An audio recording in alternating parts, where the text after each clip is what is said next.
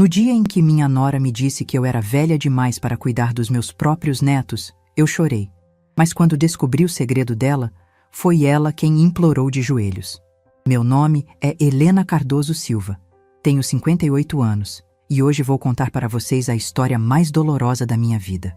Uma história que começou com uma frase que ainda ecoa na minha mente como um tiro. A senhora já está velha demais para cuidar das crianças. Essas palavras saíram da boca da minha nora, Patrícia, numa tarde de terça-feira que jamais vou esquecer. Era 15 de março, um dia que deveria ter sido comum, mas que se tornou o divisor de águas da minha existência. Eu estava na cozinha da minha casa, aquela mesma cozinha onde criei meu filho Rodrigo, onde preparei milhares de refeições com amor, onde escutei os primeiros passos dos meus netos. As paredes amarelas, que eu mesma pintei há 5 anos, testemunharam tantos momentos felizes. Naquela tarde, eu estava preparando o lanche da tarde para meus netos, Camila, de 7 anos, e Pedro, de 4. Era algo que eu fazia todos os dias há anos, um ritual sagrado que dava sentido à minha vida. Pão de açúcar, cortado em fatias finas, do jeito que Camila gostava. Manteiga bem espalhada, sem deixar nenhum cantinho seco, porque Pedro reclamava quando encontrava um pedacinho sem manteiga. Um copo de leite morno para cada um, na temperatura exata que eles preferiam. Eu conhecia cada detalhe, cada preferência, cada mania daquelas 2 criaturinhas que eram a luz dos meus olhos. Eles chegavam da escola correndo, sempre correndo, gritando "vovó", antes mesmo de atravessar o portão de ferro verde que meu falecido marido Roberto havia pintado. Aquele barulho de criança feliz, aquelas vozes agudas chamando por mim, era a música mais linda do mundo para meus ouvidos. Era o som que me fazia acordar todo dia com vontade de viver, que me dava energia para enfrentar a solidão de uma viúva de 58 anos. Mas naquela terça-feira, tudo foi diferente. Foi Patrícia quem atravessou meu portão, não os netos. Ela não bateu na porta como uma pessoa educada faria. Não cumprimentou, não sorriu. Simplesmente entrou na minha cozinha como se fosse a dona da casa, com aquela cara séria que eu já conhecia bem demais. Era a mesma expressão que ela fazia quando queria impor alguma coisa, quando queria mostrar quem mandava na família. Eu estava secando as mãos no pano de prato bordado, aquele que eu mesma havia feito durante as noites solitárias depois que Roberto morreu. Era um pano simples, com flores pequenas nas bordas, mas feito com tanto carinho que sempre me dava conforto segurá-lo. Naquele momento, eu segurava aquele pano como se ele fosse minha âncora, sem imaginar que minha vida inteira estava prestes a desmoronar. "Helena, precisamos conversar." A voz dela cortou o silêncio da cozinha como uma lâmina afiada. Ela não disse "boa tarde", não perguntou como eu estava, não demonstrou nenhuma gentileza. Falou comigo como se eu fosse uma funcionária que estava sendo demitida, não a sogra que sempre a tratou com carinho e respeito. "Claro, Patrícia. Quer um café? Acabei de fazer." Tentei manter a normalidade, aquela educação que minha mãe me ensinou desde pequena. Sempre oferecer algo para quem chega. Sempre tentar criar um ambiente acolhedor. Mas ela nem olhou para a cafeteira. "Não, obrigada. O que eu tenho para falar é rápido." Ela cruzou os braços numa postura que eu reconheci imediatamente. Era a mesma postura que ela adotava quando brigava com Rodrigo, quando queria mostrar que estava decidida e que não aceitaria discussão. Eu e Rodrigo decidimos que as crianças não vão mais vir aqui todos os dias. A senhora já está numa idade, como posso dizer, delicada. Não queremos que aconteça algum acidente. Ela falou isso olhando para as minhas mãos, como se elas fossem trêmulas, incapazes, perigosas. Mas minhas mãos estavam firmes, segurando aquele pano de prato que eu havia bordado com tanto cuidado. Eu senti como se o chão tivesse sumido debaixo dos meus pés. Como se um buraco negro tivesse se aberto bem ali, no meio da minha cozinha, e estivesse me sugando para um vazio infinito. As palavras dela ecoaram na minha cabeça como sinos fúnebres. Idade delicada. Acidente. Que acidente? Em 7 anos cuidando da Camila e 4 anos cuidando do Pedro, que acidente havia acontecido? "Patrícia, eu não entendo. Que acidente? Eu cuido dessas crianças há anos, nunca aconteceu nada. Elas estão sempre seguras comigo." Minha voz saiu mais fraca do que eu queria, mas eu ainda tentava manter a calma, tentava entender o que estava acontecendo. Talvez fosse apenas um mal-entendido, talvez ela estivesse nervosa por algum outro motivo. Olha, Helena, a senhora sabe que eu respeito muito a senhora. Sempre respeitei. Mentira. Eu vi nos olhos dela que era mentira. Há meses ela vinha me tratando com frieza, fazendo comentários sobre minha idade, sobre minha forma de cuidar das crianças. Mas as crianças estão crescendo, precisam de uma rotina mais moderna, mais adequada à idade delas. Moderna? O que tinha de antiquado em dar amor, carinho, atenção? O que tinha de errado em contar histórias, fazer comida caseira, ensinar valores? Eu não conseguia entender aonde ela queria chegar com aquela conversa absurda. Eu vou buscá-las na escola agora. Não precisa mais se preocupar com isso. A senhora pode aproveitar para descansar mais, fazer suas coisas. Ela disse isso com um sorriso que não chegava aos olhos.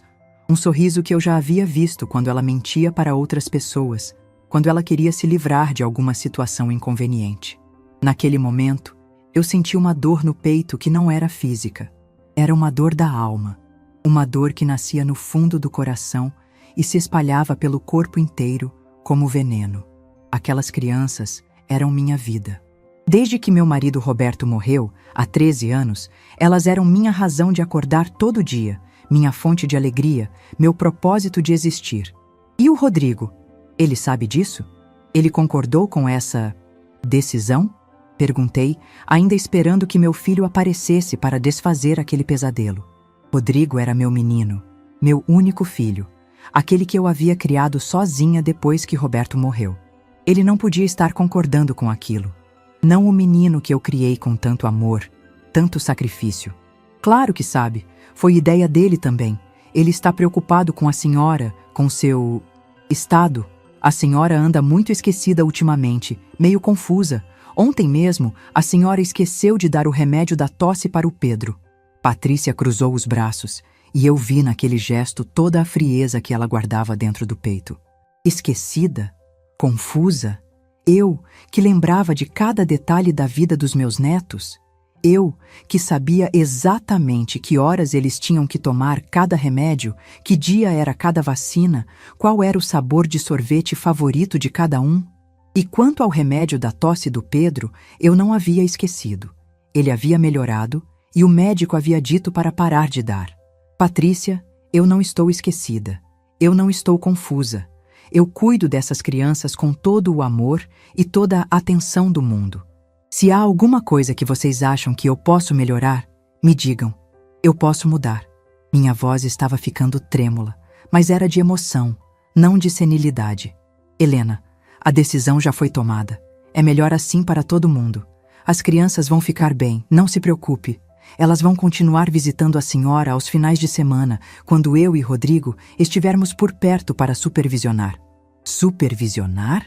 Como se eu fosse uma babá incompetente que precisava de supervisão. Eu fiquei ali, parada no meio da minha própria cozinha, segurando aquele pano de prato como se ele fosse uma tábua de salvação no meio de um naufrágio. A casa, que minutos antes cheirava a carinho e expectativa, de repente ficou gelada como um cemitério. O silêncio era ensurdecedor.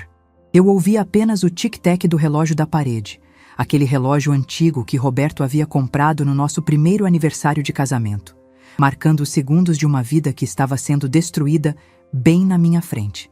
Patrícia, por favor, vamos conversar melhor sobre isso. Eu posso mudar qualquer coisa que esteja incomodando vocês. Essas crianças são minha vida, são tudo que eu tenho. Eu tentei uma última vez, minha voz saindo quase em sussurro, como uma prece desesperada. Mas ela já estava se virando para ir embora. Helena, a decisão já foi tomada. É melhor a senhora se acostumar com a ideia. As crianças vão ficar bem, não se preocupe. E ela saiu pela porta da cozinha, atravessou minha sala, passou pelo meu quintal e foi embora, deixando para trás apenas o eco das suas palavras e o cheiro amargo da rejeição. Eu fiquei ali, sozinha na minha cozinha, olhando para os 2 copos de leite que eu havia preparado com tanto carinho. O leite ainda estava morno, na temperatura exata que Camila e Pedro gostavam, mas nunca mais seria bebido por eles. Aqueles copos ali, cheios de leite que esfriaria e seria jogado fora, eram o símbolo perfeito do que havia acontecido comigo. Eu havia sido descartada, jogada fora como algo que não serve mais. Naquele momento, eu senti o peso dos meus 58 anos como nunca antes.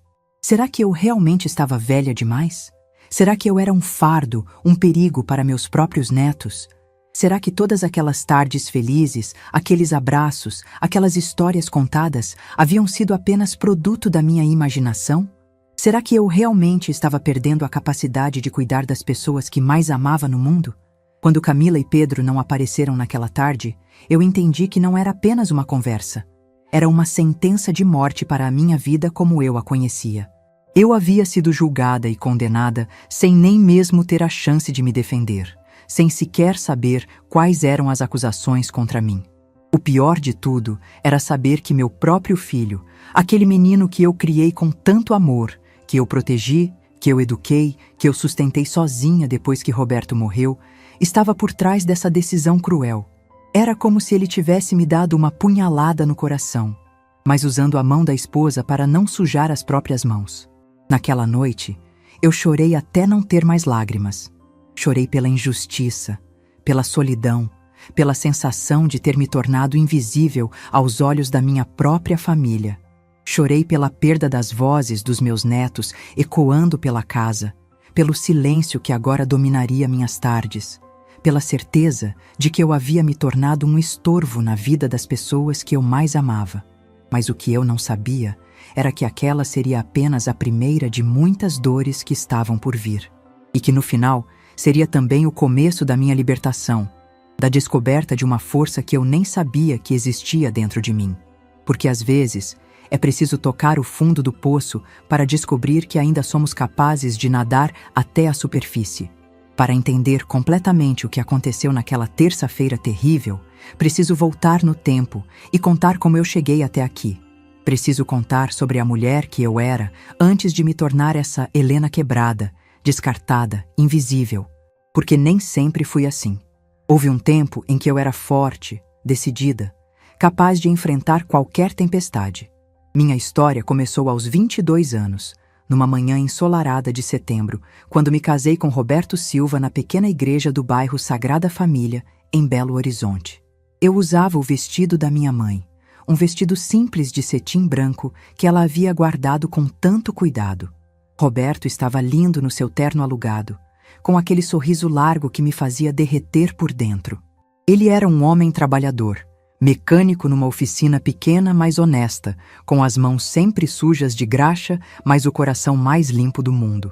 Eu trabalhava numa fábrica de tecidos no turno da manhã, e sonhávamos em construir nossa família, nossa vida, nosso cantinho de felicidade neste mundo tão difícil. Nossos primeiros anos de casamento foram de muita luta, mas também de muita alegria. Morávamos numa casinha alugada de 2 quartos, com um quintal pequeno e paredes que precisavam de uma demão de tinta. Mas era nossa. Era onde construímos nossos sonhos, onde planejamos nosso futuro. Roberto trabalhava de manhã à noite. Voltava para casa com as roupas sujas e o corpo cansado, mas sempre com um sorriso para mim. Às noites, depois do jantar, nós nos sentávamos no sofá velho que havíamos comprado usado, e Roberto me contava sobre seu dia, sobre os carros que havia consertado, sobre os clientes engraçados que apareciam na oficina. Eu contava sobre a fábrica, sobre as colegas de trabalho, sobre os tecidos bonitos que passavam pelas minhas mãos. Eram conversas simples, mas cheias de cumplicidade e amor. Rodrigo nasceu quando eu tinha 26 anos, num dia chuvoso de março que jamais esquecerei. Eu estava no hospital público há mais de 12 horas quando ele finalmente decidiu chegar ao mundo. Roberto ficou do lado de fora o tempo todo, porque naquela época os pais não podiam entrar na sala de parto. Quando a enfermeira veio avisar que havia nascido um menino saudável, Roberto chorou como uma criança. Lembro do cheiro do hospital, aquele cheiro de desinfetante misturado com o perfume das flores que Roberto trouxe. Rosas vermelhas, minhas preferidas, que ele havia comprado com o dinheiro que estava guardando para comprar uma ferramenta nova. Rodrigo era um bebê pequeno, pesou apenas 2 quilos e 800 gramas.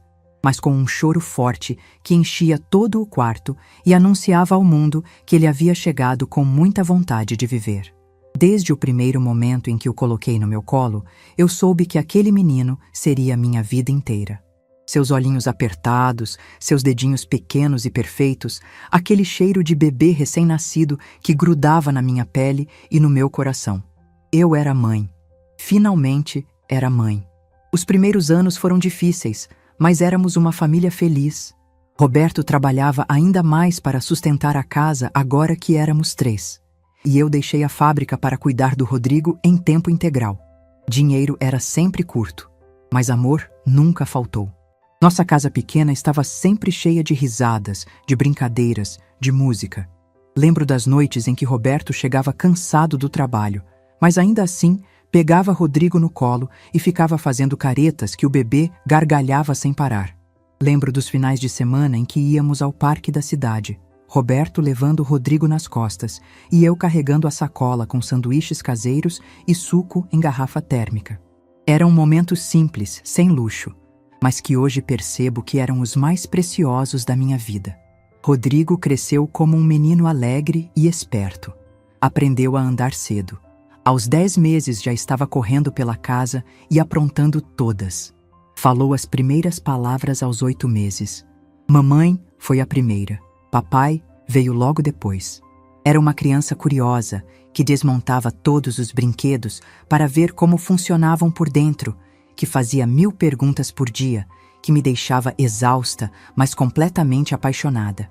Quando Rodrigo fez 5 anos, conseguimos comprar nossa casa própria. Era pequena, apenas 2 quartos, mas era nossa. Lembro do dia em que recebemos as chaves. Roberto me carregou no colo para atravessar a porta pela primeira vez, como se fôssemos recém-casados. Rodrigo correu pela casa inteira, gritando de alegria, marcando seu território como um cachorrinho feliz. Pintamos a casa inteira num final de semana, os 3 juntos. Roberto cuidava das partes altas, eu pintava o que conseguia alcançar, e Rodrigo ajudava com um pincel pequeno, lambuzando mais ele mesmo do que as paredes. No final do dia, estávamos todos sujos de tinta, exaustos, mas felizes como nunca havíamos sido. Mas a vida tem dessas mudanças bruscas que a gente nunca espera, dessas revirávolas que destroem tudo em segundos. Roberto morreu quando eu tinha 45 anos, num acidente na oficina.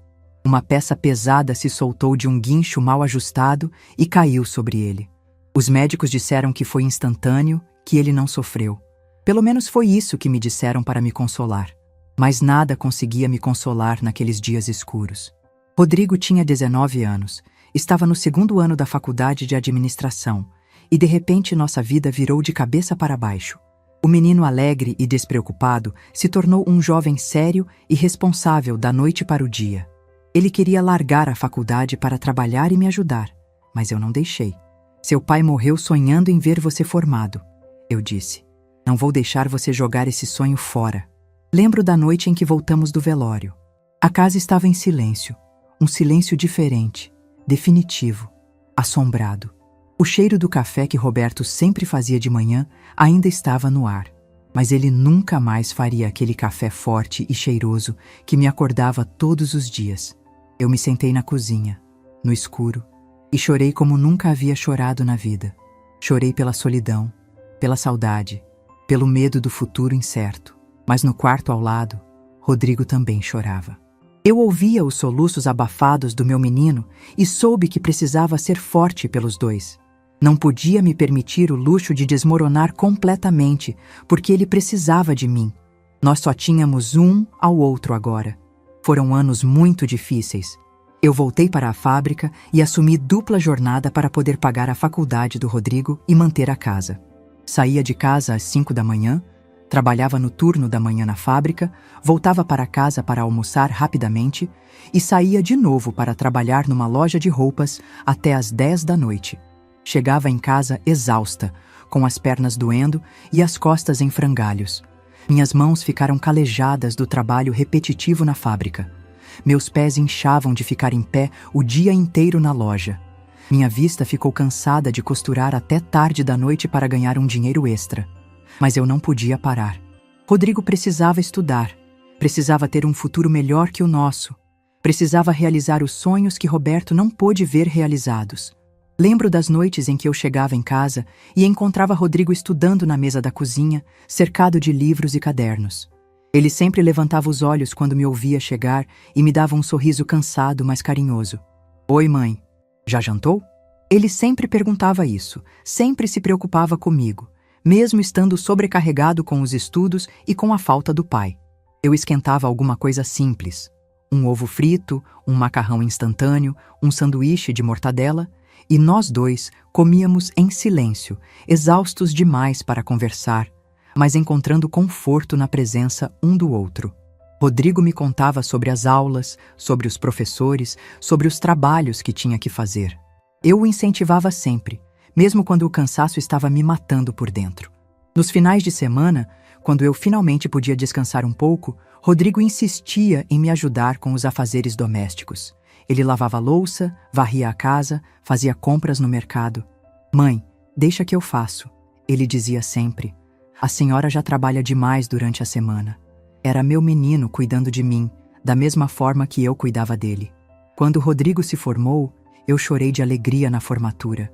Ver aquele menino que eu havia criado sozinha, que eu havia sustentado com tanto sacrifício, subir no palco para receber o diploma, foi um dos momentos mais emocionantes da minha vida. Roberto estaria tão orgulhoso se pudesse estar ali. Rodrigo conseguiu um emprego bom numa empresa de logística logo depois da formatura, e finalmente nossa vida começou a melhorar. Ele quis me ajudar com as contas da casa, mas eu insisti que ele guardasse dinheiro para o futuro. "Você vai querer casar, ter filhos, comprar sua casa. Precisa estar preparado", eu dizia sempre. E ele sempre respondia: "Mãe, a senhora sempre cuidou de mim. Agora é minha vez de cuidar da senhora." Aos 30 anos, Rodrigo conheceu Patrícia numa festa da empresa. Ela era bonita, bem vestida, formada em marketing, com aquele jeito moderno e confiante que eu nunca tive. Quando ele a trouxe para me conhecer, eu fiquei genuinamente feliz. Meu menino merecia ser feliz, merecia ter alguém especial na vida, merecia constituir sua própria família. Patrícia foi simpática naquele primeiro encontro. Elogiou minha comida, disse que Rodrigo falava muito bem de mim, me ajudou a servir o jantar e a lavar a louça depois. Ela parecia uma moça educada e carinhosa, e eu pensei que seria uma boa esposa para meu filho. O casamento foi lindo, numa igreja grande no centro da cidade.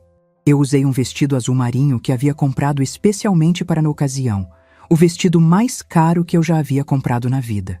Chorei quando vi Rodrigo no altar, tão bonito, tão homem, tão diferente daquele bebê pequeno que eu havia segurado nos braços pela primeira vez 32 anos antes. Naquele momento, caminhando com ele até o altar para entregá-lo à sua noiva, eu senti que minha missão estava cumprida. Ele era feliz, tinha uma profissão, uma esposa que o amava, um futuro brilhante pela frente. Roberto estaria orgulhoso do homem que nosso menino havia se tornado. Quando Camila nasceu 2 anos depois, eu pensei que meu coração ia explodir de tanta alegria. Aquela menininha pequenininha, com os olhos grandes e curiosos do pai e o nariz pequeno da mãe, era a continuação da nossa família. A prova de que o amor continua, de que a vida segue em frente. Rodrigo me pediu para ajudar com ela e eu aceitei de braços abertos. Patrícia voltou ao trabalho depois da licença maternidade e eu me tornei a segunda mãe da Camila. Buscava ela na creche, dava banho, fazia comida, contava histórias, cantava cantigas de ninar. Ela me chamava de vovó, mas eu sabia que era muito mais que isso. Eu era sua parceira de brincadeiras, sua companheira de tardes de desenho, seu colo quando ela tinha pesadelos ou quando se machucava brincando. Foram os melhores anos da minha vida desde a morte do Roberto. Eu tinha propósito novamente, tinha alguém que precisava de mim, que me amava incondicionalmente, que me fazia sentir útil e importante.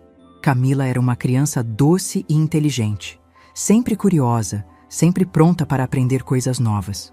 Quando Pedro nasceu 3 anos depois, eu pensei que não era possível ser mais feliz do que já era. Agora eram 2 pequenos correndo pela minha casa, enchendo os dias de barulho e alegria, de risadas e travessuras. Pedro era mais arteiro que Camila, sempre aprontando alguma coisa, sempre testando os limites, mas com um sorriso que derretia qualquer coração e me fazia perdoar qualquer travessura. Lembro do cheiro dos dois depois do banho, aquele cheiro de criança limpa misturado com talco e sabonete.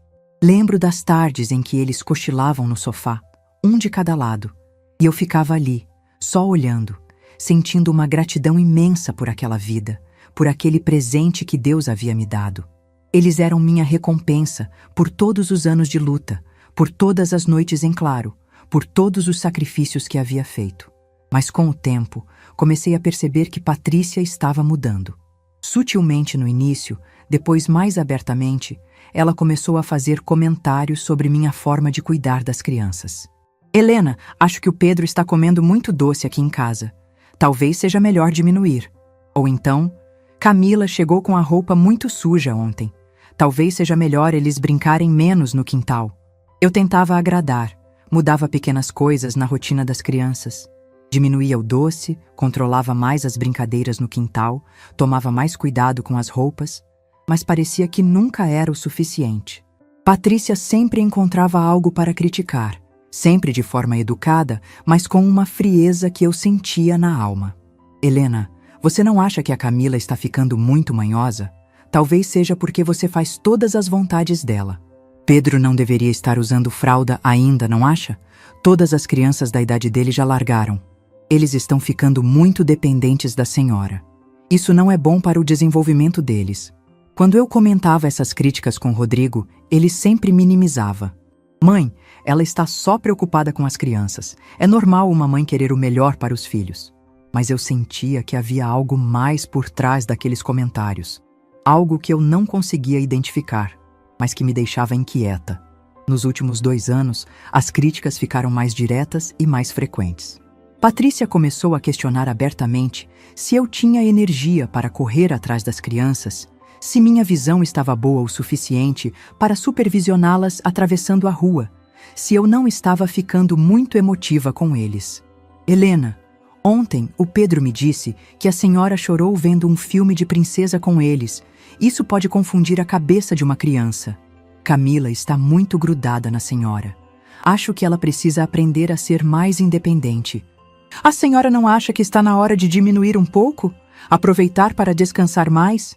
Cuidar mais de si mesma? Cada palavra era como uma pequena facada no meu coração. Cada crítica era como uma gota de veneno sendo despejada na minha autoestima. Mas eu engolia a dor e continuava. Porque aquelas crianças eram minha vida, minha razão de existir. Porque eu sabia que elas me amavam, que eu fazia diferença na vida delas. Porque eu acreditava que o amor que eu dava era mais forte que qualquer crítica injusta. Até aquela terça-feira terrível, quando descobri que nem mesmo o amor mais puro e incondicional é suficiente quando as pessoas decidem que você não serve mais, que você é um estorvo, que você é velha demais para ser útil. Até aquela terça-feira, quando minha vida desmoronou completamente e eu descobri que aos 58 anos eu ainda tinha muito que aprender sobre a crueldade das pessoas e sobre minha própria força interior.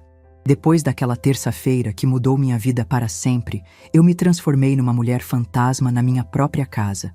Minha vida virou um inferno silencioso, um vazio ensurdecedor que me consumia por dentro como um câncer da alma. Eu acordava todos os dias às 6 da manhã, como sempre fiz durante toda a minha vida adulta, mas agora não tinha mais propósito, não tinha mais razão para levantar da cama. Preparava café só para mim, uma xícara solitária numa mesa que costumava estar cheia de vida. Comia pão amanhecido com manteiga, mastigando sem sabor, engolindo sem prazer. E ficava ali, sentada na mesa da cozinha, que tantas vezes havia sido palco de risadas e conversas animadas, olhando para o relógio e contando os minutos de uma existência que havia perdido completamente o sentido. Às 7h30 da manhã, eu sabia exatamente o que estava acontecendo na casa do meu filho. Camila estaria acordando, esfregando os olhinhos sonolentos, perguntando pela vovó. Pedro estaria fazendo birra para escovar os dentes, como sempre fazia, e só eu sabia o truquinho de cantar a música do jacaré para fazer ele abrir a boca. Eles estariam tomando café da manhã, se preparando para mais um dia na escola, mas eu não estava mais lá para fazer parte dessa rotina que havia sido minha vida durante anos. As primeiras semanas foram as piores da minha existência. Uma tortura lenta e constante que me corroía por dentro. Eu passava em frente à escola na hora da saída, escondida atrás de uma árvore grande, só para ver os rostinhos deles de longe. Era uma necessidade física, quase animal, de pelo menos colocar os olhos naquelas crianças que eram pedaços do meu coração. Camila sempre olhava para os lados quando saía da escola, procurando alguém com aqueles olhos grandes e curiosos. Eu tinha certeza absoluta de que ela estava me procurando, que sentia minha falta tanto quanto eu sentia a dela. Pedro corria direto para o portão, como sempre fez. Mas quando via que era Patrícia quem estava esperando no lugar da vovó, seu sorriso diminuía visivelmente e ele ficava mais quieto, mais cabisbaixo. Aquela visão me partia o coração todos os dias, mas eu não conseguia parar de ir. Era como uma droga, uma necessidade doentia de pelo menos vê-los, mesmo que de longe, mesmo que isso me causasse uma dor insuportável. Eu voltava para casa chorando, me sentindo patética e rejeitada. Mas no dia seguinte, lá estava eu de novo, atrás da mesma árvore, sofrendo a mesma dor. Tentei ligar para Rodrigo várias vezes durante essas primeiras semanas, mas ele sempre estava ocupado demais para falar comigo. "Mãe, estou numa reunião, vou te ligar depois", ele dizia com uma voz fria e distante que eu não reconhecia. "Mãe, estou no trânsito, não posso falar agora. Mãe, as crianças estão fazendo lição, melhor conversarmos outro dia." Mas a ligação prometida nunca vinha. Meu telefone ficava mudo, como se toda a minha família tivesse simplesmente desaparecido da face da terra. Era como se eu tivesse morrido para eles, como se Helena Cardoso Silva tivesse deixado de existir naquela terça-feira maldita. Quando finalmente consegui falar com Rodrigo, depois de insistir por dias, a conversa foi pior do que qualquer pesadelo que eu pudesse ter imaginado. Pior que a rejeição da Patrícia, pior que o silêncio das últimas semanas. "Rodrigo, meu filho, eu preciso entender o que está acontecendo. Por que vocês não querem mais que eu cuide das crianças? O que eu fiz de errado?" Minha voz tremeu desde a primeira palavra, mas eu tentei manter a dignidade. Tentei soar como uma mãe preocupada, não como uma mulher desesperada. "Mãe, é que a Patrícia está certa. A senhora está numa idade que, bem, as crianças dão muito trabalho. Elas são agitadas, precisam de alguém com mais energia, mais disposto a correr atrás delas. A senhora merece descansar depois de tanto tempo cuidando de todo mundo." Ele falou isso com uma voz estranha, mecânica, como se tivesse decorado as palavras, como se estivesse lendo um roteiro escrito por outra pessoa. "Descansar? Rodrigo, essas crianças são minha vida. Eu não estou cansada. Eu estou bem. Eu tenho energia de sobra para elas. Eu cuido delas há anos, sem problema nenhum, sem acidente nenhum, com todo o amor do mundo." Eu senti a dor subindo pela garganta, ameaçando se transformar em choro descontrolado. "Mãe, a senhora está ficando diferente, mais esquecida, mais confusa. Ontem mesmo, a Patrícia me contou que a senhora esqueceu de dar o remédio do Pedro. E na semana passada, deixou a Camila ir para a escola sem a lancheira." Cada palavra dele era como um tiro no meu peito. "Rodrigo, eu não esqueci o remédio do Pedro. O médico disse para parar de dar quando ele melhorasse. E ele melhorou. E a Camila não esqueceu a lancheira. Ela pediu para comer na escola naquele dia, porque era aniversário de um coleguinha." Eu tentei explicar, mas percebi que minha voz estava soando desesperada, defensiva. "Mãe, a decisão já foi tomada. É melhor assim para todo mundo. As crianças vão ficar bem, a senhora vai poder cuidar melhor de si mesma. E nós vamos ter mais tranquilidade, sabendo que todo mundo está seguro." E ele desligou o telefone, me deixando ali, segurando o aparelho como se fosse a última ligação da minha vida. Naquela noite, eu chorei até não ter mais lágrimas no corpo. Chorei pela injustiça terrível de ser julgada e condenada sem ter direito à defesa. Chorei pela solidão que me consumia como um bicho feroz. Chorei pela sensação horrível de ter me tornado inútil, descartável, invisível para as pessoas que eu mais amava no mundo. Mas o que mais doía, o que mais me devastava por dentro, era saber que meu próprio filho, aquele menino que eu criei com tanto amor e sacrifício, que eu protegi com minha própria vida, estava me abandonando na minha hora de maior necessidade. Os dias começaram a se arrastar como lesmas. Eu tentava ocupar a mente com outras coisas, mas tudo na minha casa me lembrava das crianças. O programa de desenho que passava na televisão às 4 da tarde, o sorvete que eu via no freezer do supermercado, o parquinho que ficava no caminho para a padaria. Tudo era uma tortura constante, uma lembrança dolorosa do que eu havia perdido. Comecei a evitar sair de casa porque não suportava encontrar outras avós levando seus netos na escola, brincando com eles na praça, fazendo compras no mercado com aqueles pequenos ajudantes tagarelas. Ver outras famílias felizes me fazia sentir ainda mais sozinha, ainda mais rejeitada. Dona Marlene, minha vizinha e única amiga verdadeira, tentava me animar sempre que me via no quintal. Helena, essas coisas passam. Você vai ver, daqui a pouco eles vão sentir sua falta e tudo volta ao normal, ela dizia com aquela voz carinhosa de quem realmente se importa. Mas eu sabia que ela estava apenas sendo gentil. A verdade amarga era que eu havia sido descartada como um móvel velho que não serve mais para nada. Marlene, eles me acham senil, acham que eu sou um perigo para as crianças. Como é que eu vou provar que eles estão errados se eles nem querem mais falar comigo?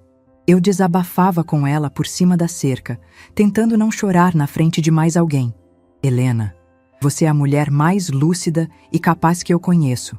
Tem alguma coisa errada nessa história toda. Uma nora não pode simplesmente decidir afastar uma avó dos netos sem uma boa razão. Dona Marlene sempre foi uma mulher sábia, e suas palavras plantaram uma sementinha de suspeita na minha cabeça. Foi num sábado chuvoso, 3 semanas depois daquela conversa terrível com Rodrigo, que minha vida mudou completamente de novo. Eu havia ido ao banco resolver uns papéis da aposentadoria, uma burocracia chata que eu vinha adiando há meses.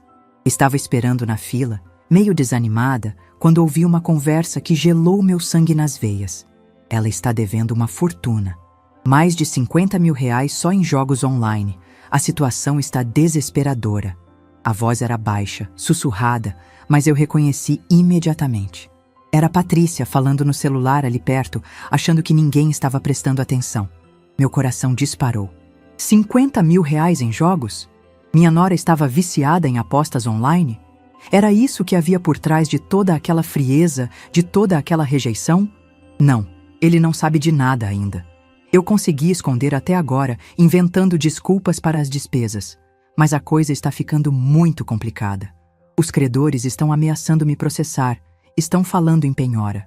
Ela pausou, ouvindo a pessoa do outro lado da linha, e eu me aproximei discretamente, fingindo ler um folheto bancário. A sogra tinha uns 15 mil reais guardados numa poupança para a educação dos meninos. Eu já consegui acessar a conta e peguei a metade, mas preciso do resto urgentemente. Por isso tive que afastar ela das crianças. Ela ia descobrir quando fosse mexer no dinheiro e aí seria o fim de tudo. Meu mundo desabou naquele momento. 15 mil reais que eu havia guardado centavo por centavo, trabalhando dupla jornada, fazendo economia em tudo, para garantir um futuro melhor para meus netos. Não posso falar nada para o Rodrigo agora. Ele vai ficar furioso se souber que eu mexi no dinheiro das crianças. É melhor manter a velha bem longe e resolver isso sozinha, sem ninguém descobrir. Ela falou velha, com tanto desprezo, tanto nojo, que eu senti uma punhalada no peito. Eu fiquei ali, paralisada, ouvindo cada palavra como se fosse uma sentença de morte. Patrícia continuou falando, explicando para a pessoa do telefone como havia falsificado minha assinatura para acessar a conta poupança, como havia convencido Rodrigo de que eu estava confusa e esquecida para justificar qualquer suspeita que pudesse surgir. Ela é muito boba e ingênua, nunca desconfiou de nada. Sempre foi fácil manipulá-la porque ela quer agradar todo mundo. Agora que consegui afastá-la das crianças, tenho tempo e liberdade para resolver tudo sem ela perceber e estragar meus planos. A risada cruel dela ecoou no meu ouvido como um tiro de canhão. O velho está completamente fora de cogitação agora. Rodrigo acredita em tudo que eu falo sobre ela estar gagá. Ele tem até pena da mãe, imagina só. Acha que está fazendo um favor protegendo as crianças de uma avó desequilibrada. Mais risadas, mais crueldade. Naquele momento, num átimo de segundo, eu entendi tudo com uma clareza cristalina. Não era sobre minha idade, não era sobre minha capacidade de cuidar das crianças, não era sobre proteção ou amor. Era sobre dinheiro sujo, sobre vício, sobre roubo. Era sobre me afastar para que ela pudesse saquear o futuro dos meus netos sem que eu descobrisse e impedisse. Quando ela desligou o telefone, eu estava tremendo da cabeça aos pés. Mas não era de medo ou tristeza como nas últimas semanas. Era de raiva. Uma raiva purificadora que eu nunca havia sentido na vida. Uma raiva que queimava no meu peito como fogo sagrado e me dava uma força que eu não sabia que possuía. Aquela mulher maldita havia destroçado minha vida. Havia me afastado dos meus netos adorados. Havia envenenado meu filho contra mim. Havia me feito acreditar que eu era incapaz e senil, tudo para encobrir seus vícios nojentos e roubar o dinheiro que eu havia guardado com tanto sacrifício para garantir o futuro das crianças. Eu segui Patrícia discretamente até a saída do banco, mantendo distância, mas sem perdê-la de vista. Ela entrou numa casa lotérica na esquina e ficou ali por quase 1 hora, provavelmente jogando o dinheiro roubado que havia sacado da conta dos meus netos. Quando saiu, tinha o rosto vermelho e a expressão tensa de quem havia perdido tudo de novo. Voltei para casa com a cabeça fervilhando de raiva e indignação, mas também com uma determinação férrea que eu não sentia há anos. Fui direto para o meu quarto, abri a gaveta onde guardava todos os documentos importantes e procurei os extratos da conta poupança que eu havia aberto para Camila e Pedro. Quando olhei os papéis com atenção, confirmei o que já sabia no meu coração. Metade do dinheiro havia desaparecido nos últimos 2 meses, com saques feitos numa agência que eu nunca havia pisado na vida, com uma assinatura que tentava imitar a minha, mas que qualquer perito detectaria como falsificação. Aquela noite, pela primeira vez em semanas, eu não chorei. Não derramei uma lágrima sequer. Eu fiquei ali, sentada na minha cama, planejando cada passo do que fazer, porque agora eu sabia a verdade. E a verdade, por mais dolorosa que fosse, tinha o poder de mudar tudo. Patrícia havia cometido um erro fatal ao me subestimar. Ela havia pensado que eu era apenas uma velha boba e ingênua, que seria fácil de manipular e descartar. Mas ela não conhecia a Helena, que havia lutado sozinha para criar um filho, que havia trabalhado dupla jornada sem reclamar, que havia enfrentado a viuvez com dignidade e coragem. Ela não conhecia a mulher de ferro que existia por baixo da avó carinhosa e acolhedora. Porque uma coisa eu aprendi nos meus 58 anos de vida. Quando alguém mexe com sua família, com seu sangue, com o futuro dos seus netos, você não pode ficar em silêncio. Você precisa lutar com todas as suas forças. A guerra havia começado oficialmente. E pela primeira vez em semanas, eu me senti completamente viva novamente, pronta para a batalha que se aproximava. Acordei na segunda-feira com uma clareza mental que eu não sentia há semanas. Não era mais aquela mulher quebrada e desesperada que chorava pelos cantos da casa como um fantasma. Era a Helena Cardoso Silva de volta. A mesma mulher que havia enfrentado a morte prematura do marido, que havia criado um filho sozinha contra todas as adversidades, que havia trabalhado dupla jornada sem reclamar uma única vez. E agora eu tinha uma missão sagrada: recuperar minha vida e proteger o futuro dos meus netos. A primeira coisa que fiz foi procurar Dona Marlene. Ela estava regando as violetas no quintal quando eu bati na porta, ainda de camisola e chinelos, com aquela pressa de quem não pode perder nem 1 minuto sequer. Helena, que bom te ver. Nossa, fazia tempo que eu não via você tão cedo na rua. Como você está? Ela me olhou com aquele carinho maternal de sempre, mas percebi que havia uma preocupação genuína em seus olhos castanhos. Marlene, eu preciso da sua ajuda. Você conhece algum advogado de confiança? Alguém que entenda de questões familiares e de crime? Perguntei, entrando direto no assunto sem rodeios. Não tinha tempo para conversas sociais. Ela parou de regar as plantas imediatamente e me olhou com surpresa e curiosidade. Advogado? Helena, minha filha, o que aconteceu? Você está com cara de quem não dormiu a noite inteira. Ela me convidou para sentar na varanda, naquela mesinha de plástico onde tantas vezes havíamos tomado café e conversado sobre a vida. Contei tudo para ela, cada detalhe sórdido da conversa que havia escutado no banco, cada centavo que havia sido roubado da conta dos meus netos, cada mentira que havia sido contada para me afastar das crianças. Marlene ficou indignada, batendo o punho na mesa pequena e fazendo as xícaras de café tremerem. Minha filha, isso é crime! Isso é roubo, falsificação, calúnia! Você precisa denunciar essa mulher imediatamente.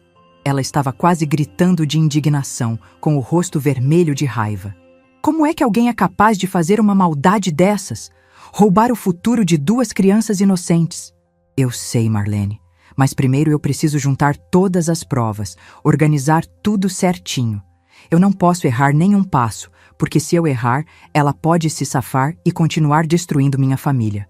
Expliquei meu plano inicial, e ela imediatamente me deu o nome de Dr. Antônio Mendes, um advogado que havia ajudado a família dela numa questão complicada de herança alguns anos antes.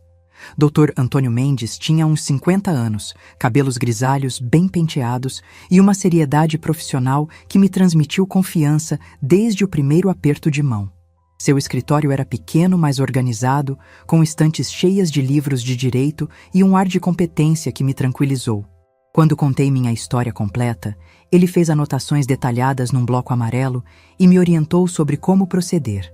Dona Helena, o que sua nora fez configura apropriação indébita qualificada e falsificação de documento público.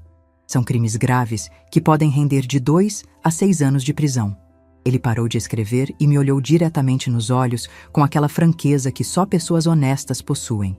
Mas antes de qualquer medida legal drástica, sugiro que a senhora tente uma conversa direta com ela. Às vezes, quando as pessoas sabem que foram descobertas, elas preferem resolver as coisas de forma civilizada para evitar um escândalo público. Ele estava certo, e eu sabia disso.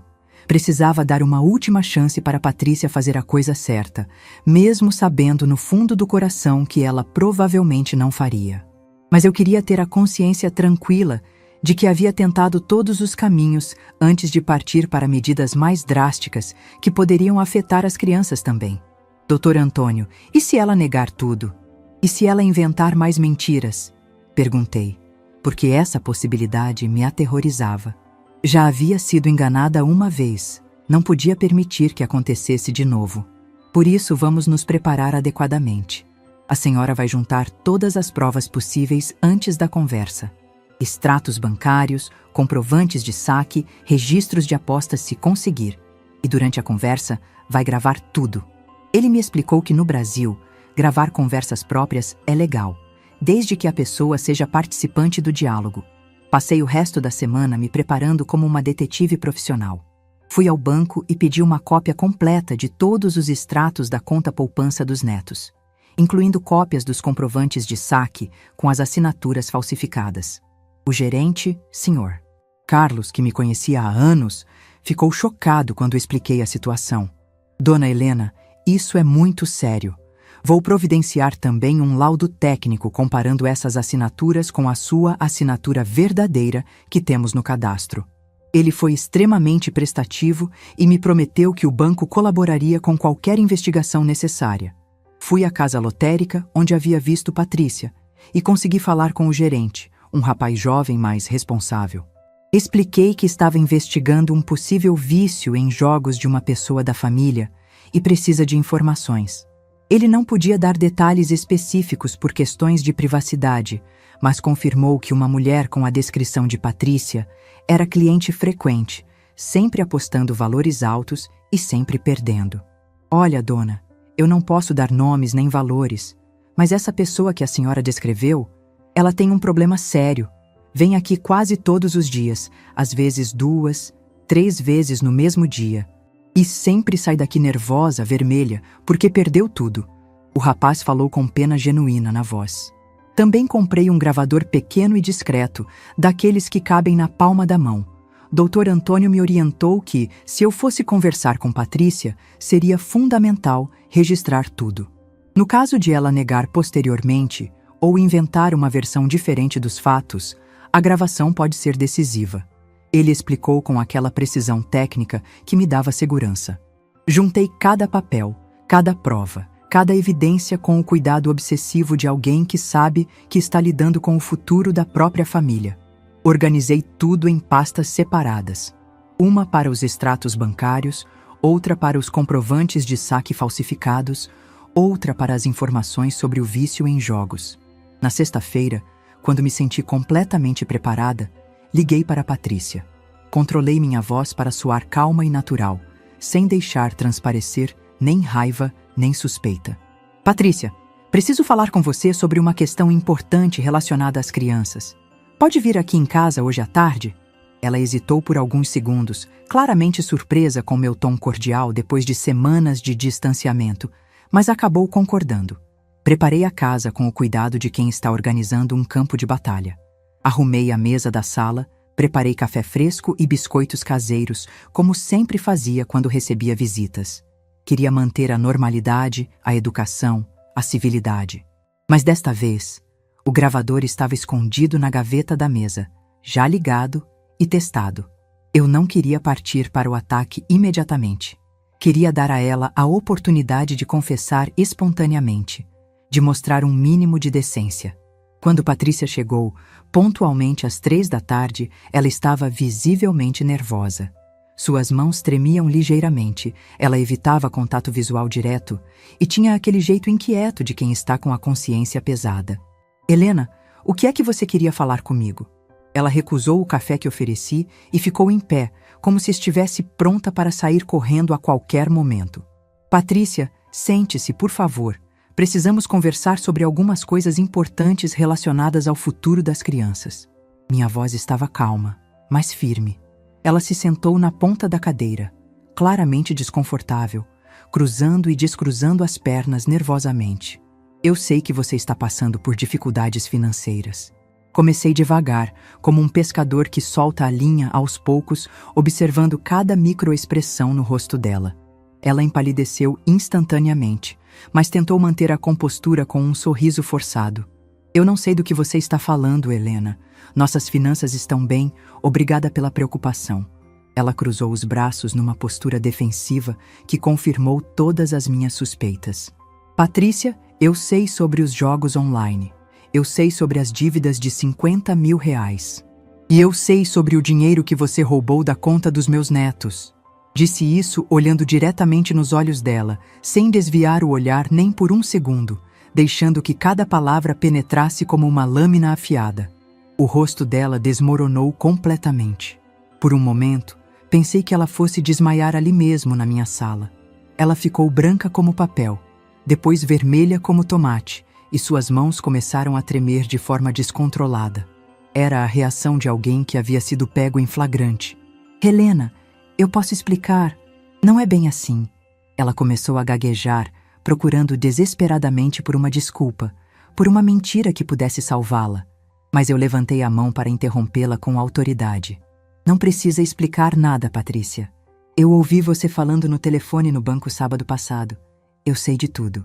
Eu sei que você falsificou minha assinatura para acessar a conta poupança, que você me afastou das crianças para poder roubar o dinheiro delas sem que eu descobrisse, que você fez meu filho acreditar que eu estava senil e confusa. Cada palavra saía da minha boca com a precisão de uma bala de revólver. Patrícia começou a chorar, mas não eram lágrimas de tristeza ou arrependimento. Eram lágrimas de desespero puro de quem acabou de ver sua vida inteira desmoronar. Helena, por favor, me perdoe. Eu não queria que chegasse a isso. Eu estava desesperada, as dívidas estavam me sufocando, eu não sabia mais o que fazer. Você destruiu minha vida, Patrícia. Você me afastou dos meus netos adorados, envenenou meu filho contra mim, me fez acreditar que eu era incapaz e senil, tudo para encobrir seus vícios nojentos. Minha voz estava ficando mais alta, toda a raiva reprimida começando a vazar. Mas eu me controlei para não perder a razão. Eu vou devolver tudo, Helena. Eu prometo, solenemente. Só me dê uma chance, por favor. Ela estava implorando agora, as lágrimas escorrendo pelo rosto destruído. Mas eu sabia que eram lágrimas de conveniência. Como você vai devolver, Patrícia? Você gastou tudo apostando online. Você não tem nada para devolver. E mesmo que tivesse, isso não apagaria o que você fez comigo e com as crianças. Eu me levantei e fui até a gaveta, pegando todas as provas que havia juntado meticulosamente. Helena, pelo amor de Deus, o que você vai fazer com esses papéis? Ela viu os documentos em minhas mãos e entrou em pânico total, levantando da cadeira como se fosse tentar me impedir. Eu vou fazer o que deveria ter feito desde o primeiro dia. Vou contar a verdade para Rodrigo. Vou mostrar para ele exatamente quem você é e o que você fez. Coloquei os papéis na mesa, bem na frente dela, como evidências num tribunal. Não, Helena, por favor. Se o Rodrigo souber de tudo isso, ele vai me deixar na mesma hora. Eu vou perder minha família, minha casa, tudo. Ela se levantou e veio em minha direção com os braços estendidos, como se fosse me segurar fisicamente. Você já perdeu tudo, Patrícia. No momento em que decidiu roubar o futuro dos meus netos, no momento em que decidiu me afastar deles para encobrir seus crimes, você já havia perdido o direito de ser chamada de família. Eu me afastei dela, mantendo distância segura, mas sem demonstrar medo. O que você quer de mim? Dinheiro? Eu não tenho como pagar agora, mas posso parcelar, posso assinar um documento, qualquer coisa. Você quer me ver na cadeia? É isso? Ela estava desesperada, gritando, completamente fora de controle. Eu quero minha família de volta, Patrícia. Eu quero que você conte a verdade para Rodrigo. Eu quero que você me peça desculpas na frente das crianças por ter mentido sobre mim. E eu quero que você procure ajuda profissional para seu vício antes que destrua outras vidas. Minha voz estava firme e decidida, cada palavra carregada de autoridade. E se eu não fizer isso? Se eu me recusar? Ela me desafiou numa última tentativa de recuperar algum controle da situação, mas sua voz tremia de medo. Se você não fizer isso, eu vou à polícia segunda-feira de manhã, primeira hora. Eu vou denunciar você por apropriação indébita qualificada e falsificação de documento. Você vai responder criminalmente por tudo que fez e a história toda vai virar caso de polícia. Eu falei isso com uma calma que impressionou até a mim mesma. Foi então que aconteceu algo que jamais esquecerei. Patrícia caiu de joelhos ali mesmo, no meio da minha sala, soluçando descontroladamente. Helena, por favor, tenha piedade de mim. Eu errei. Eu sei que errei gravemente.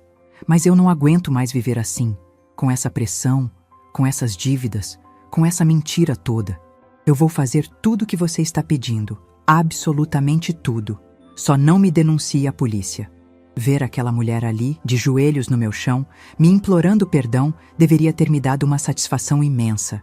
Deveria ter sido meu momento de triunfo, minha vingança doce contra quem havia destruído minha vida. Mas tudo que eu senti foi uma pena profunda. Pena de uma mulher que havia destruído sua própria vida e a de outras pessoas por causa de um vício terrível, de uma doença que a controlava completamente. Levante-se, Patrícia. Por favor, levante-se. Estendi a mão para ajudá-la, porque mesmo depois de tudo que ela havia feito comigo, eu não conseguia ver outro ser humano se humilhando daquela forma. Você tem até domingo à noite para contar tudo para Rodrigo. Se até segunda-feira de manhã eu não tiver meus netos de volta, se você não se retratou publicamente do que disse sobre mim, eu vou fazer o que precisa ser feito. Helena, muito obrigada. Muito obrigada por me dar essa chance. Ela se levantou com dificuldade, secou as lágrimas com as costas da mão e tentou recuperar um mínimo de compostura. Eu vou contar tudo para ele hoje mesmo, eu prometo. Patrícia, uma coisa. Ela se virou para me olhar, com os olhos ainda vermelhos e inchados. Eu não estou fazendo isso por você. Estou fazendo pelos meus netos e pelo meu filho. Eles merecem saber a verdade. Eles merecem viver numa família baseada na honestidade, não em mentiras e manipulação. Eu entendo, Helena. E eu vou me tratar. Vou procurar ajuda para esse problema que está me destruindo. Eu prometo que vou ser uma pessoa melhor. Ela disse isso com uma sinceridade que parecia genuína. Mas eu sabia que promessas de viciados em crise nem sempre se sustentam.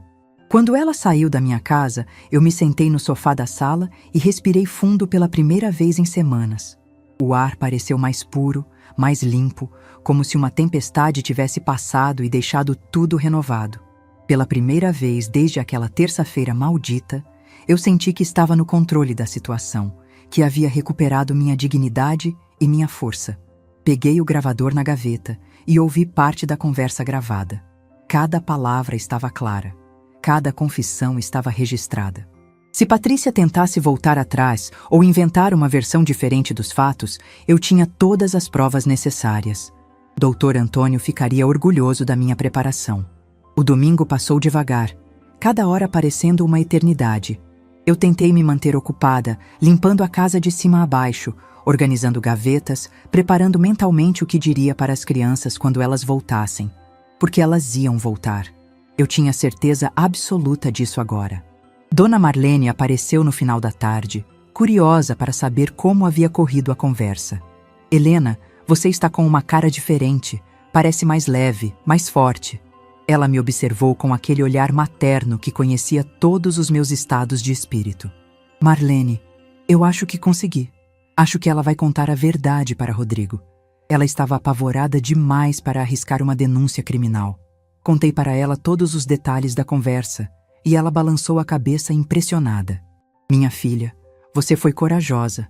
Muitas mulheres da nossa idade não teriam tido essa força para enfrentar uma situação dessas. Ela pegou minha mão e apertou com carinho. Suas netas vão se orgulhar da avó forte que elas têm quando crescerem e souberem dessa história. Na segunda-feira de manhã, o telefone tocou cedo. Era Rodrigo, e pela primeira vez em semanas, sua voz estava diferente. Não mais fria e distante, mas cheia de emoção, quebrada pela dor e pelo arrependimento. Mãe, eu preciso falar urgentemente com a senhora. Posso ir aí agora mesmo? Claro, meu filho. Eu estarei esperando. Não disse mais nada, mas senti meu coração disparar de expectativa e nervosismo. Patrícia havia cumprido sua palavra. A verdade finalmente havia sido revelada. Quando desliguei o telefone, me olhei no espelho do corredor. A mulher que me encarava não era mais aquela Helena quebrada e derrotada das últimas semanas. Era uma mulher madura, digna, que havia lutado pelo que era seu e havia vencido. Era uma mulher que havia redescoberto sua própria força aos 58 anos de idade. Fui para a cozinha preparar café fresco e pão de açúcar com manteiga. Porque muito em breve, se tudo corresse como eu esperava, aquela cozinha voltaria a ter vida. Voltaria a ter risadas de criança, gritinhos de alegria e o barulho maravilhoso de dois pequenos gritando "Vovó!" antes mesmo de atravessar o portão. Enquanto o café fervia no fogão, eu senti uma gratidão imensa por ter descoberto que nunca é tarde demais para lutar pelo que é nosso.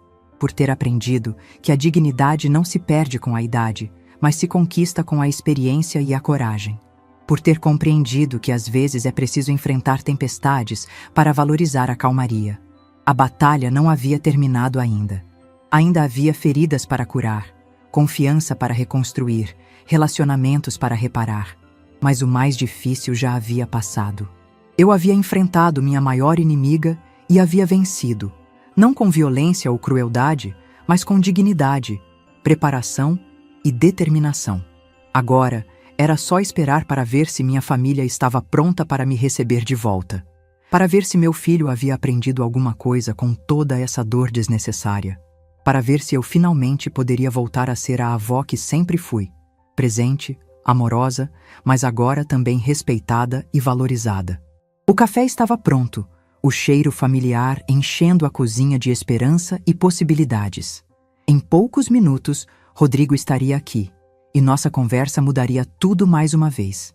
Mas desta vez, eu estava preparada. Desta vez, eu sabia exatamente quem eu era e qual era o meu valor. Desta vez, Helena Cardoso Silva estava de volta para ficar. O domingo chegou e passou sem nenhuma notícia. Eu estava na cozinha, tomando meu café da manhã, quando o telefone tocou. Era Rodrigo, e pela primeira vez em semanas, sua voz estava diferente. Estava quebrada, cheia de dor. Mãe, eu preciso falar com a senhora. Posso ir aí agora? Ele não disse mais nada, mas eu sabia que Patrícia havia contado tudo. Quando meu filho chegou, eu mal o reconheci. Ele estava com os olhos vermelhos, o rosto abatido, como se tivesse envelhecido 10 anos numa noite. Ele entrou na minha casa e foi direto para o sofá, onde costumava se sentar quando era criança. Mãe, me perdoe. Foram as primeiras palavras dele. Patrícia me contou tudo, sobre o dinheiro, sobre os jogos, sobre as mentiras. Ele colocou o rosto entre as mãos e começou a chorar. Eu fiquei ali, em pé, olhando para meu filho destroçado. Parte de mim queria correr, abraçá-lo, dizer que estava tudo bem. Mas a parte mais forte sabia que não podia ser tão simples assim. Rodrigo, você me abandonou. Quando eu mais precisava de você, quando sua esposa estava me destruindo, você escolheu o lado dela. Minha voz estava firme, mas não cruel. Eu sei, mãe. Ela me convenceu de que a senhora estava confusa, que estava perigoso deixar as crianças com a senhora. Eu acreditei porque era mais fácil acreditar que a senhora estava com problemas do que enfrentar os problemas da minha esposa. Rodrigo me olhou. Mãe, eu sou um covarde. Eu deixei que ela maltratasse a senhora, que roubasse o dinheiro que a senhora guardou para as crianças. Eu não mereço ser seu filho. Naquele momento, eu senti meu coração se partir. Porque por mais magoada que eu estivesse, ele continuava sendo meu menino. Rodrigo, você é meu filho. Sempre vai ser. Mas você me machucou profundamente. Você me fez acreditar que eu não prestava mais, que eu era um estorvo. Eu me sentei ao lado dele no sofá. A senhora é tudo para mim, mãe. Sempre foi. Eu só me perdi. E quando ela começou a criar problemas, eu escolhi o caminho mais fácil. Eu escolhi acreditar nas mentiras dela em vez de defender a senhora. Mãe, eu terminei com a Patrícia. Eu pedi para ela sair de casa. Eu não posso mais viver com alguém que foi capaz de fazer o que ela fez. Rodrigo secou os olhos. E as crianças? Perguntei, porque era isso que mais me importava. Elas vão ficar comigo. Patrícia perdeu a guarda. Ela vai procurar tratamento para o vício, como prometeu para a senhora. Ele me olhou. Mãe, eu preciso da sua ajuda. Eu não sei como criar essas crianças sozinho. Eu preciso que a senhora me perdoe e me ajude. Era isso que eu havia esperado ouvir por semanas. Mas agora eu sabia que não podia simplesmente voltar ao que era antes. Rodrigo, eu vou ajudar você com as crianças. Sempre vou ajudar. Mas as coisas não vão ser como eram antes. Eu não sou mais aquela mulher que aceita tudo em silêncio. Eu me levantei. Eu descobri que aos 58 anos eu ainda sou capaz de lutar pelo que é meu. Eu ainda sou forte. Virei para olhar para ele. Mas eu também descobri que eu mereço respeito, que minha opinião tem valor. Mãe, eu prometo que isso nunca mais vai acontecer. Eu prometo que vou sempre defender a senhora, sempre valorizar tudo que a senhora faz por nós. Rodrigo, eu não quero promessas. Eu quero atitudes. Eu quero que você me prove, dia após dia, que aprendeu alguma coisa com tudo isso. Naquela tarde, Camila e Pedro vieram me visitar. Quando eles entraram correndo, gritando, "Vovó!", eu pensei que meu coração ia explodir de alegria. "Vovó, por que você sumiu? Eu procurei você na escola todo dia", disse Camila, se jogando nos meus braços. Pedro veio se encostar em mim também. "Vovó teve que resolver umas coisas, minha linda, mas agora eu estou aqui e não vou sumir mais." Eu abracei os dois, sentindo aquele cheiro de criança que eu havia sentido tanta falta. Nas semanas seguintes, nossa vida foi se reorganizando. Rodrigo se mudou para uma casa menor, mais perto da minha. As crianças passavam as tardes comigo, como antes, mas agora era diferente. Rodrigo me consultava sobre tudo, me pedia opinião sobre escola, sobre educação. Patrícia cumpriu sua parte do acordo. Ela procurou ajuda para o vício e está pagando uma pensão para as crianças. Ela tem direito a visitas supervisionadas, mas as crianças ainda não se sentem confortáveis com ela. Hoje, 6 meses depois daquela terça-feira terrível, eu estou sentada na minha cozinha, preparando o lanche para Camila e Pedro. Eles vão chegar da escola em poucos minutos. Mas eu não sou mais a mesma mulher. Eu aprendi que o amor não pode ser construído sobre silêncio e submissão. Eu aprendi que ter 58 anos não significa que eu não posso lutar pelo que é meu. Eu aprendi que às vezes é preciso enfrentar as pessoas que amamos para salvar o que realmente importa. Eu aprendi que a dignidade não é algo que se perde com a idade. É algo que se conquista com a experiência. Hoje, quando olho no espelho, eu vejo uma mulher diferente. Vejo uma mulher que não tem medo de falar não, que não aceita desrespeito, que sabe o seu valor. Vejo uma mulher que lutou por sua família e venceu. E quando Camila e Pedro chegam correndo, quando me abraçam e me contam sobre o dia na escola, eu sei que essa luta valeu a pena. porque eles têm uma avó que não só os ama, mas que também sabe se fazer respeitar. Meu nome é Helena Cardoso Silva, tenho 58 anos e esta é a história de como descobri que a idade não me tornou mais fraca. Ela me tornou mais sábia.